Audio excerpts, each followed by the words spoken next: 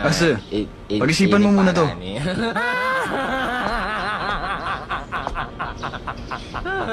Tenang.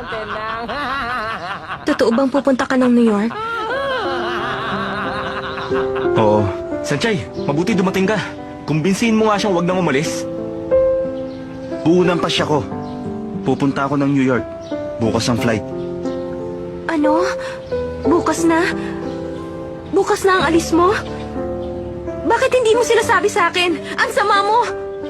Ba't ko sasabihin sa'yo? Isa pa, pag wala na ako dito, mas magiging masaya kayo ni Lay. Hindi ba, Lay? Aso, Mas bagay kay ni Sanchay. Maghahanap na lang ako ng blonde sa New York. Umalis ka kung gusto mo!